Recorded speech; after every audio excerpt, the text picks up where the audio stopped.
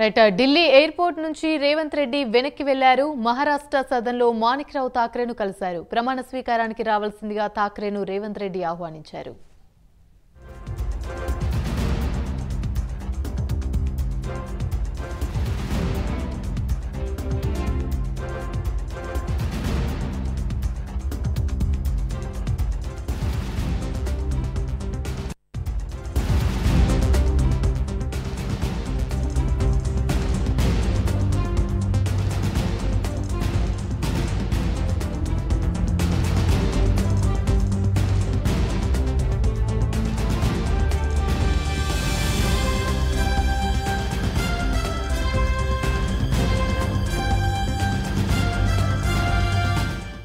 Right Delhi airport నుంచి రేవంత్ రెడ్డి వెనక్కి వెళ్లారు. మహారాష్ట్ర సదన్లో మాణిక్రావు ఠాక్రేను కలిశారు. ప్రమాణ స్వీకారానికి రావాల్సిందిగా ఠాక్రేను రేవంత్ రెడ్డి కోరారు. ఇక ఇదే అంశానికి సంబంధించి మరిన్ని వివరాలు మా ప్రతినిధి నాగేంద్ర లైవ్ ద్వారా మరిన్ని అప్డేట్స్ అందిస్తారు.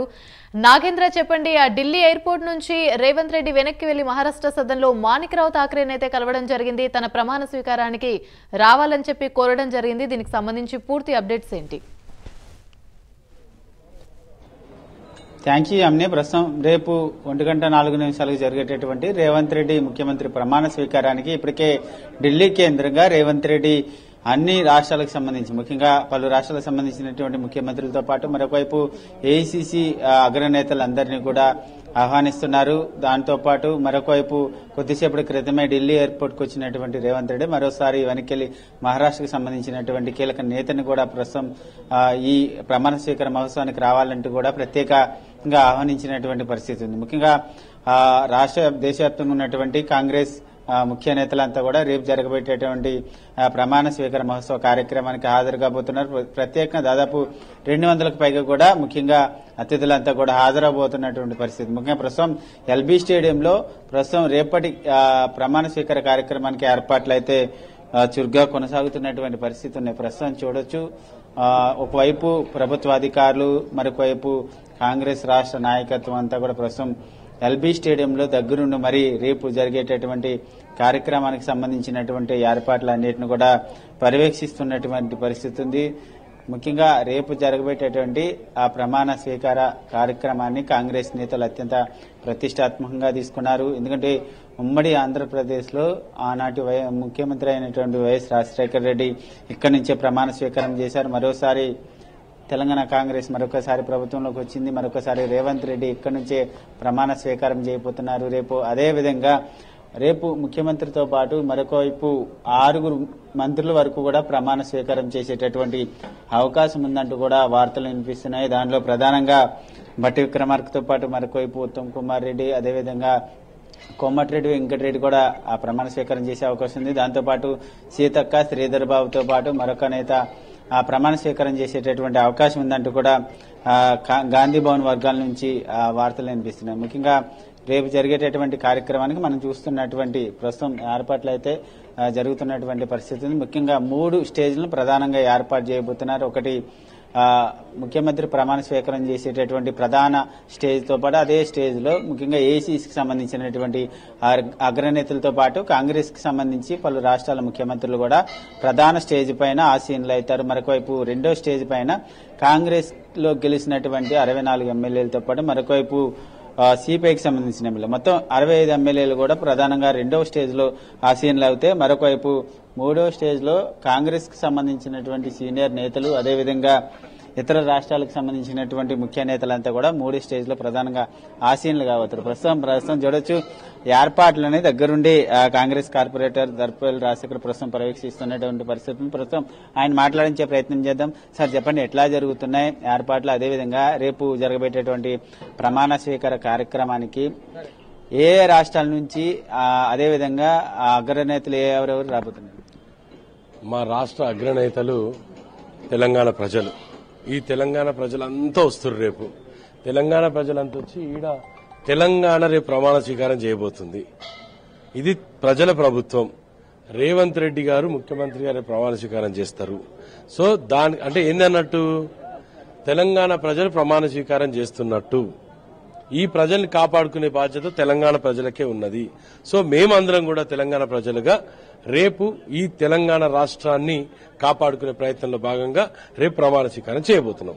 రేపు రేవంత్ రెడ్డితో పాటు మరో 6 వరకు కూడా మంత్రులు ప్రమాణ స్వీకారం చేసేటటువంటి అవకాశం ఉందని వార్తలు వినిపిస్తున్నాయి. దీంట్లో ఎంతవరకు నిజం? ఎవరెవరు ప్రమాణ స్వీకారం చేసే అవకాశం ఉంది మంత్రులుగా? అది నాకు తెలియని అంశం బ్రదర్. ఎందుకంటే తెలియని అంశం నేను మాట్లాడడం కూడా బాగుండదు. నేను ఇప్పుడే చెప్తున్నా కదా, ఎవరు చేసినా కాంగ్రెస్ పార్టీ ప్రమాణ స్వీకారం చేస్తుంది, తెలంగాణ ప్రజలు ప్రమాణ స్వీకారం చేస్తారు. మరి రేపు జరగబోయేటటువంటి ముఖ్యమంత్రి ప్రమాణ స్వీకారం కార్యక్రమం తర్వాత ప్రజలకు ఇచ్చినటువంటి 6 గ్యారంటీ స్కీముల్లో దేనిపైన మొదటి సంతకం పెట్టే అవకాశం ఉంది? మేము చాలా క్లియర్ గా చెప్తున్నా ముందు నుంచి కూడా. నేను ప్రజలు ఈ రోజు గ్యారంటీలు ఏవైతే ప్రజల ముందుకు మేము తీసుకొచ్చినామో అది ప్రజల demand. That was a demand of public. మేము ముందు సర్వే చేసినాం, ఇవన్నీ చేస్తే బాగుంటది మాకు అనే విధంగా ప్రజల్లో వచ్చిన డిమాండ్ ని మేము గ్యారంటీ రూపకంగా పెట్టినాం.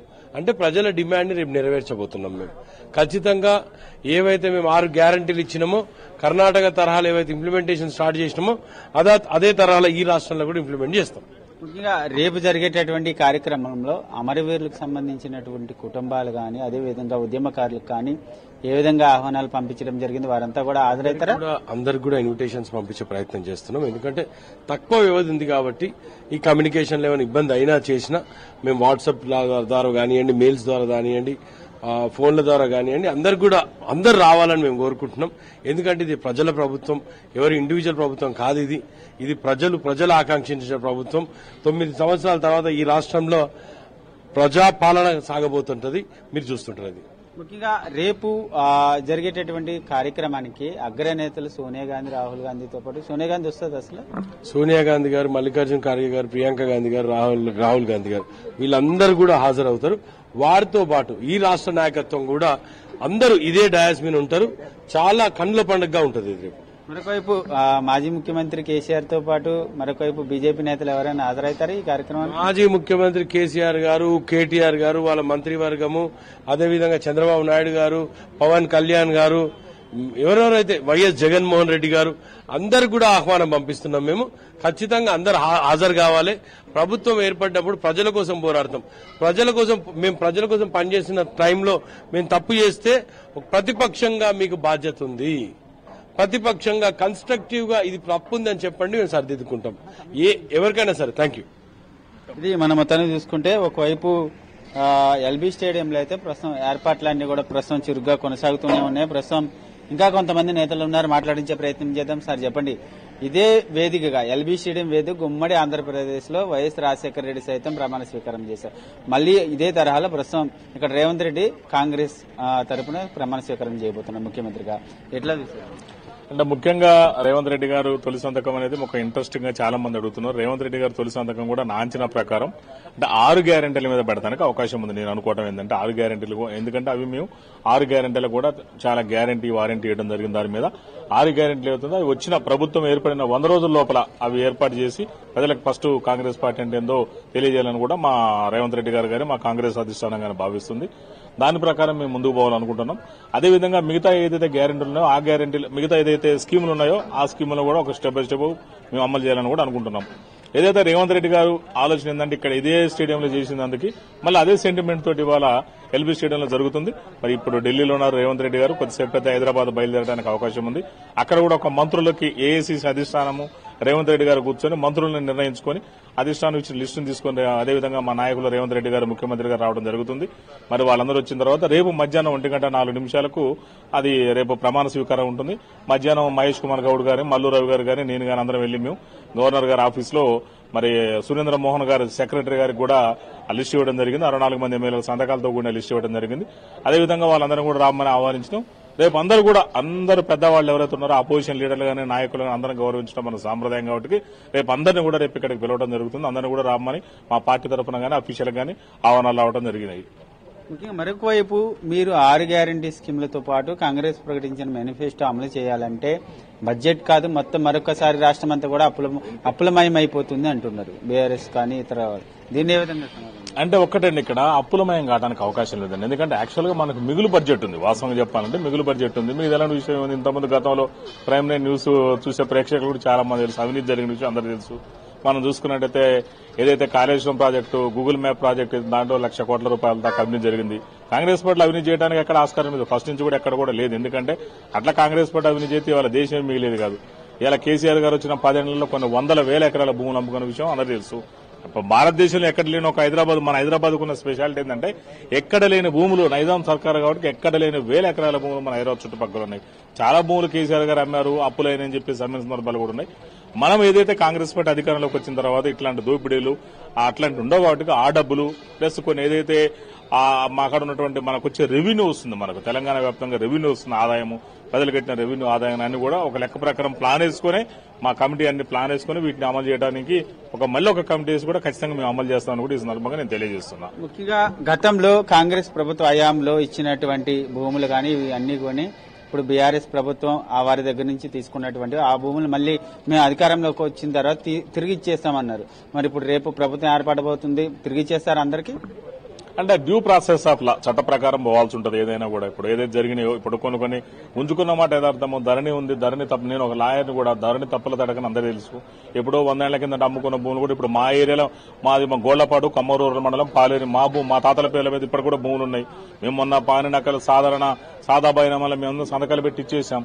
అట్లా మేము ఆయన సంతకాలు పెట్టేయకుండా ఇప్పుడు ఆ 100 ఎకరాలు మా తాతల పేరు మీద ఉండేవి. మరి కేసీఆర్ గారు చేసి ఏమవుతున్నాయంటే గట్లాంటి ఇప్పుడు బయటపడుతున్నాయి. ఇప్పుడు ఎవరో భూములు 5 తరాల జనరేషన్లు మారిన వాళ్ళు పాపం పొజిషన్లో ఉంటున్నారు, కానీ రికార్డులు ఎవరు ఉంటారు? పుల్లారెడ్డో మళ్ళా ఎవరో ఉంటున్నారు. మరి అట్లాంటి పరిస్థితులు వద్దు. ఎవరైతే నిజంగా భూములు ఎవరు కొనుక్కొని ఎవరు అనుభవిస్తున్నారో వాళ్ళకే కావాలని చెప్పేసి కాంగ్రెస్ పార్టీ ధరణిని ఏదైతే లొసుగులు, లోపభూయిష్టం ఉందో దాన్ని సడలించాల్సిన అవసరం ఉంది. మేము దాన్ని కొత్త ఫార్మెట్ లో తీసుకొచ్చేసి అట్లాంటి లొసుగుల్ని ఏదైతే ఉన్నాయో, ఇప్పుడు మన భూమి కొనుక్కున్నప్పుడు మనం ఏం చేస్తాం, భూమి కొనుక్కుంటాం, తర్వాత సబ్ రిజిస్టార్ ఆఫీస్కి వెళ్లి మనం దాన్ని రిజిస్ట్రేషన్ చేయించుకుంటాం. కానీ కేసీఆర్ గారు ఏంది డైరెక్ట్ ఏకకాలంలో 2 జరిగేటట్టు పెట్టిండు.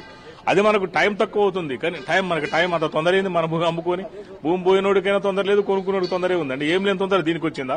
అంత 108 సర్వీస్ కావాలని ఎవడు కోరుకోవట్లేదు. రిస్క్ ఉంటుంది, భూమి కొనుక్కుంటాం, రిజిస్ట్రేషన్ చేయించుకోవడం. కాకపోతే ఏంటంటే అది ఎలాంటి లీగల్ సమస్య ఉండదు. దాంట్లో ఎందుకు కొనుక్కోవడం, అమ్మటం అని ఉంది. మరి గిఫ్ట్ ద్వారా వచ్చిన వాటికి కానీ, వీలునామాల ద్వారా వచ్చిందా, కోర్టు డిగ్రీల ద్వారా పొందిన అవన్నీ ఆప్షన్స్ లేవు దాంట్లో. మరి అవన్నీ కొన్ని ప్రాక్టికల్ డిఫికల్టీస్ ఉన్నాయి ధరణిలో ఎప్పుడో పాత పేర్లున్నాయి. మరి అవన్నీ కూడా సరి చేయాల్సిన అవసరం ఉంది.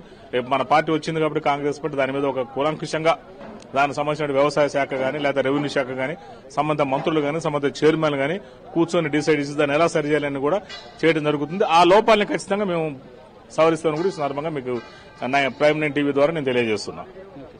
Thank you.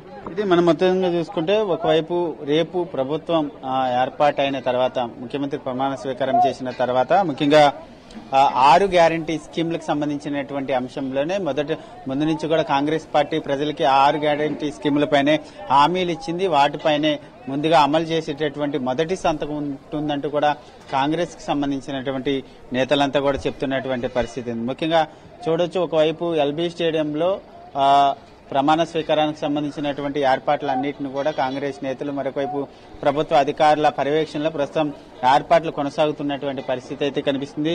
మొత్తానికి చూడొచ్చు, రేపు జరిగేటటువంటి ఈ ప్రమాణ స్వీకార కార్యక్రమానికి దేశవ్యాప్తంగా ఉన్నటువంటి కాంగ్రెస్ అగ్రనేతలు, అదేవిధంగా కాంగ్రెస్ పలు రాష్ట్రాలకు సంబంధించినటువంటి ముఖ్యమంత్రులతో పాటు మరొకవైపు తెలంగాణ రాష్ట్రంలో ఉన్నటువంటి బీఆర్ఎస్, బీజేపీకి సంబంధించినటువంటి కీలక నేతలందరికీ కూడా ఆహ్వానాలు పంపించాము అంటూ వారు చెప్తున్నటువంటి పరిస్థితి అయితే కనిపిస్తుంది. మొత్తానికి ఎల్బీ స్టేడియంలో మాత్రం ఎప్పటి నుంచే ఒక సందడి వాతావరణం నెలకొందనే చెప్పాలి. Right, thank you Nagendra.